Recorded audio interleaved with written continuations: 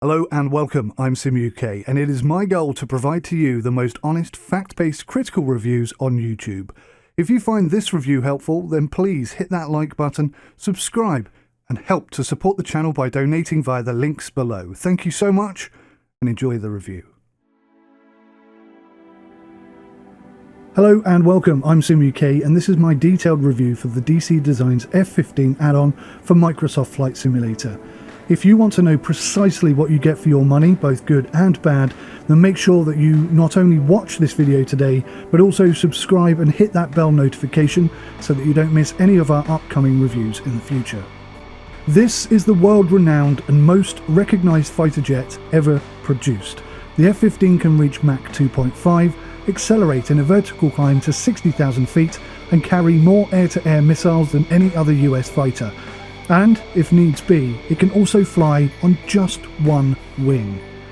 This is DC Design's F-15 variant ported over to Microsoft Flight Simulator from their previous version. It had a rocky release with a significant number of issues. Fortunately, DC Designs were very quick to release a significant patch, resolving a vast percentage of the issues that I had encountered. And as such, I decided to withhold my original review, take a second look at it, and that's what you're going to be watching today. There are a couple of massive elephants in the room with us today, so let's talk about them first. Why do we even need combat aircraft in Microsoft Flight Simulator? It's a very good question, especially as Microsoft Flight Simulator is nowhere near equipped to cater for full combat simulation. Currently, you cannot fire weapons, damage other aircraft, you can't even collide with other aircraft on the ground, and even if you could, neither aircraft would have any damage modelling. Plus, the failure systems in Microsoft Flight Simulator simply do not cater for on-demand faults. With the exception for firing weapons, these are all features that I firmly believe will eventually need to be addressed in Microsoft Flight Simulator in order to allow for that complete flying experience where faults, crashes and collisions do unfortunately and unexpectedly occur. When you factor in other flight simulators which already very accurately provide all these features, it appears to make little sense to even embark upon such a project. Well, in order to attempt at least to provide a fair and balanced review, I will try and justify the existence of this F-15 payware project. And I have to emphasise the fact that this is not a study level aircraft, it is intended just for fun. So the first thing is that this is an iconic aircraft. In Microsoft Flight Simulator, it looks gorgeous, sexy even. The way that the light and the shadows move in Microsoft Flight Simulator really emphasise the good looks that this aircraft has. The second thing that I noticed was that actually it's a lot of fun to fly, especially when you're flying at low level. This aircraft is exhilarating. Thirdly, and probably the most important thing is, let's not let Asobo sit on their laurels. Yes, they have built something incredible with Microsoft Flight Simulator, but there is so much more that could be done. By introducing aircraft that highlight Microsoft Flight Simulator's limitations, we are intentionally asking Asobo to direct their development focus at particular areas, and that can only be a positive thing. Will Microsoft Flight Simulator ever cater for full-on combat simulated flights with air-to-air missiles and damage? Honestly, I have no idea. I think it unlikely, but with the entire world mapped out in such great detail, and the lighting and the shading and the weather as good as it is, oh my gosh, if they did do it, it would be absolutely spectacular. Can you imagine watching an exploding enemy foe with one of those absolutely gorgeous Microsoft Flight Simulator backdrop sunlit moments? Can you just, I hope they do it. Alas, right now, that's not likely to materialise anytime soon.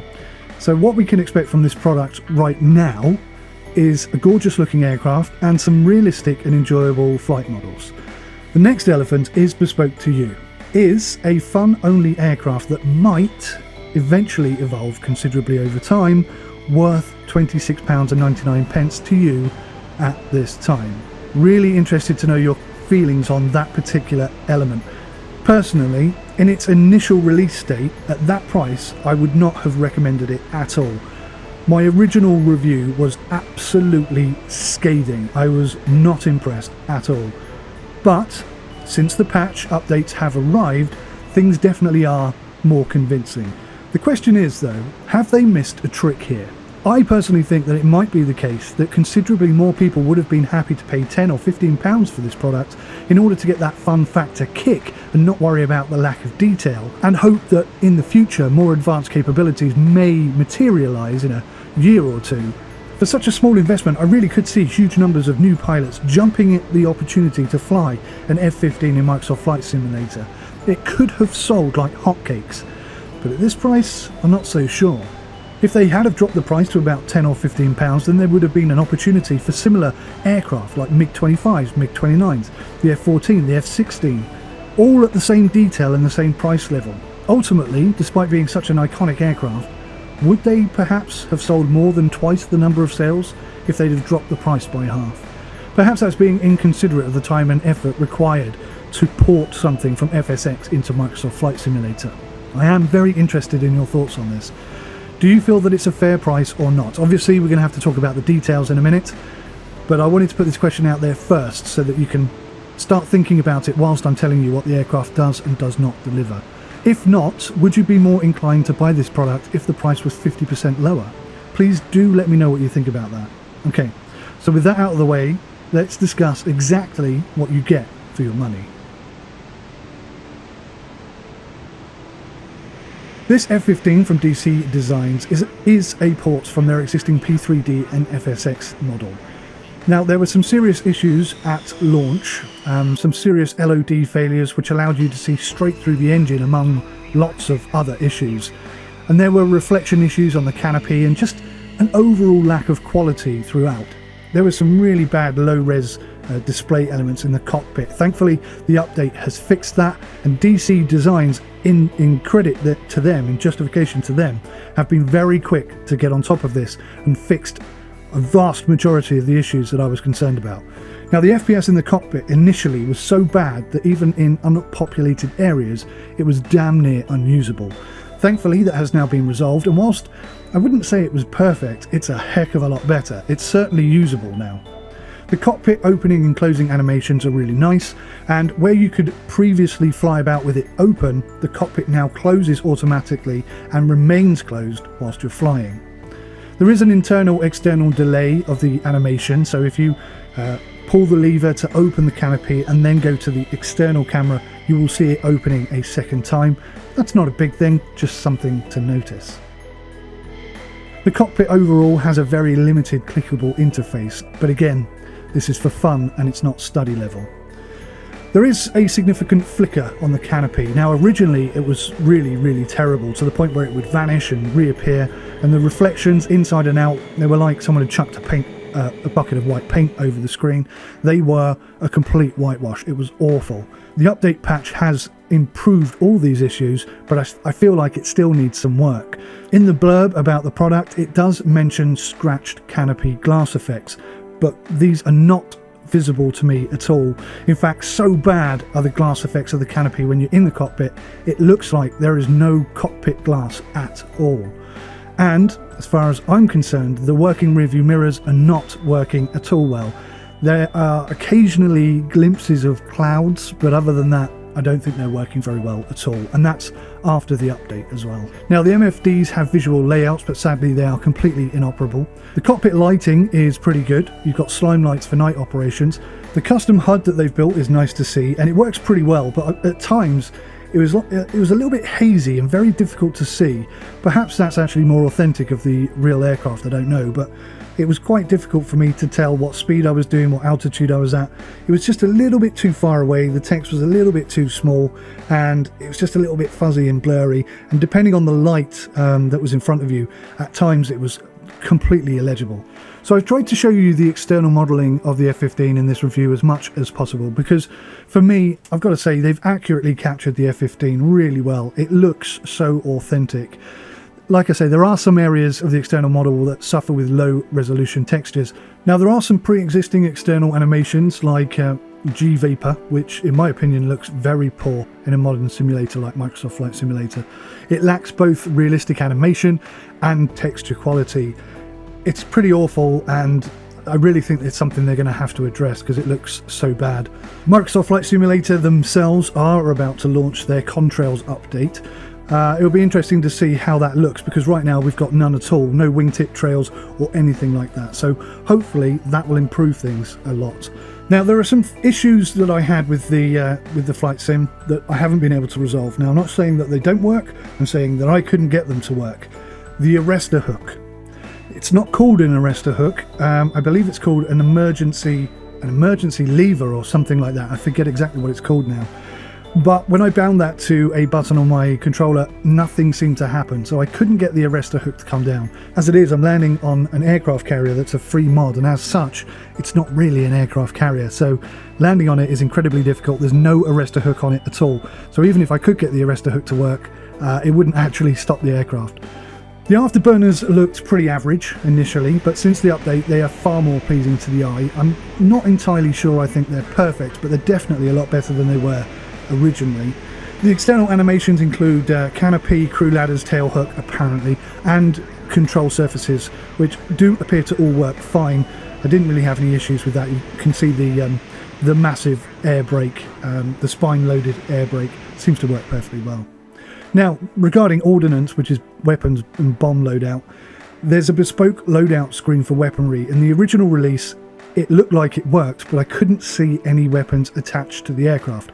Since the patch, it does now work, but obviously Microsoft Flight Simulator limitations, you still cannot fire those weapons, unfortunately.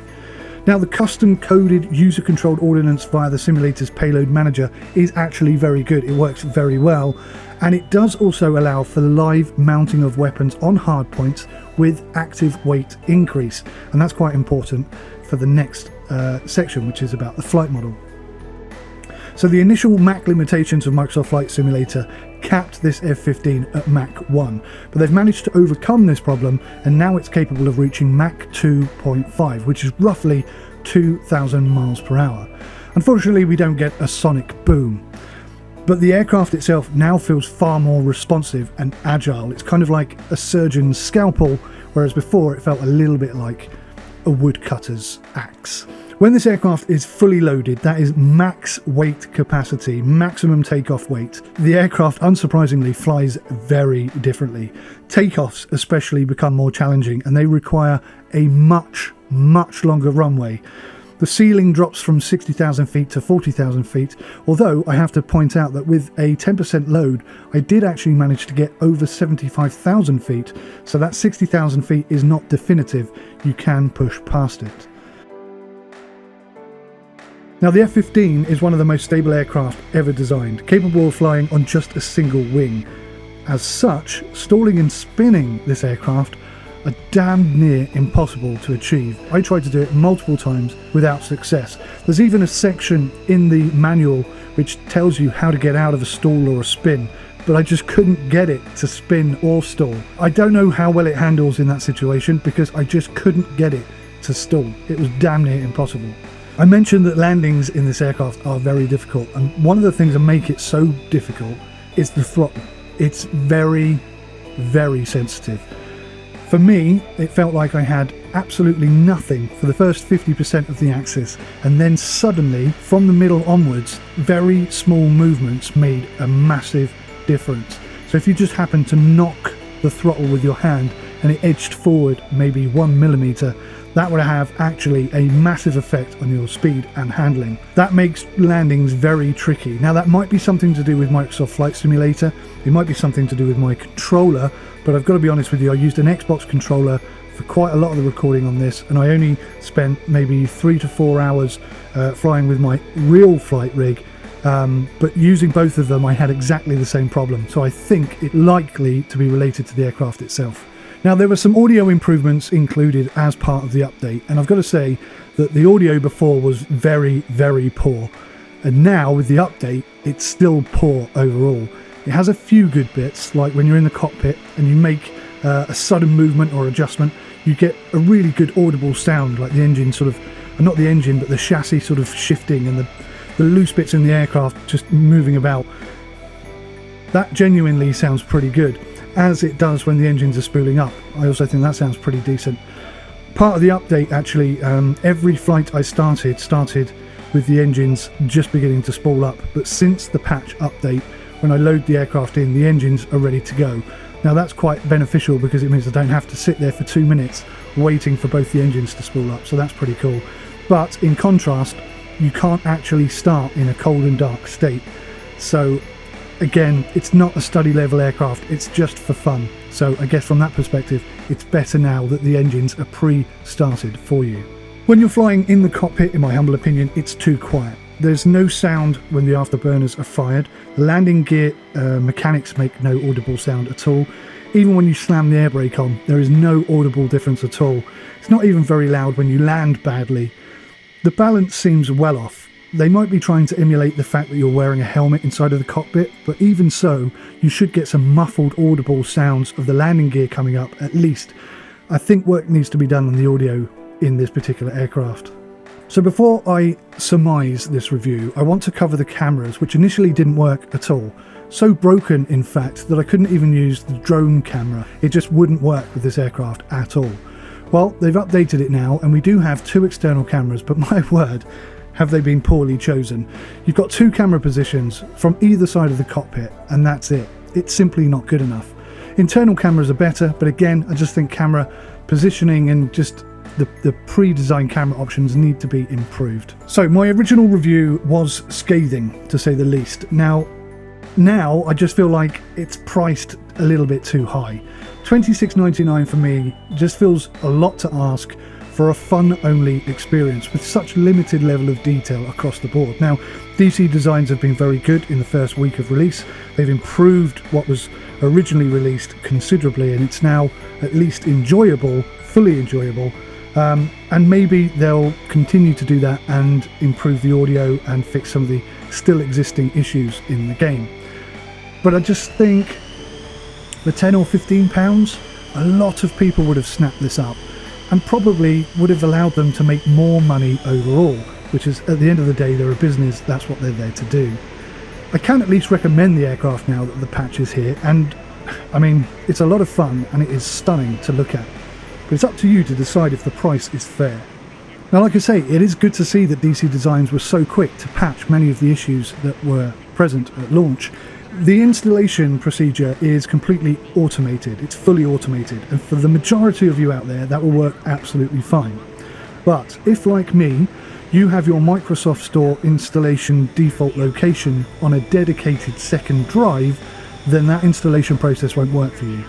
I did ask Just Flight if they could allow the option for a manual installation, but they felt that it would be too much work and it would also put too much of a burden on consumers to work out where the installation was supposed to go.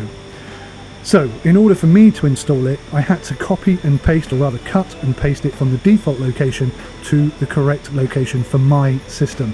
Now, most people won't have to do this because most people do not even know how to change the location of their Microsoft Store default installation folder. I'm interested to know what issues you have had if you have a Steam version of Microsoft Flight Simulator installed on a second drive. I don't know if you're going to experience the same problems or whether it's just people like me. Anyway, this is a fun aircraft. It is gorgeous to look at. Audibly it's lacking and it's still got a few issues. Let me know in the comments below. Do you think it's worth £26.99? Would you be more inclined to buy it if it was £10 or £15? I'd be really interested to know, because I think for £10-15 this is an absolute steal and you should definitely grab it and enjoy it because it's so much fun.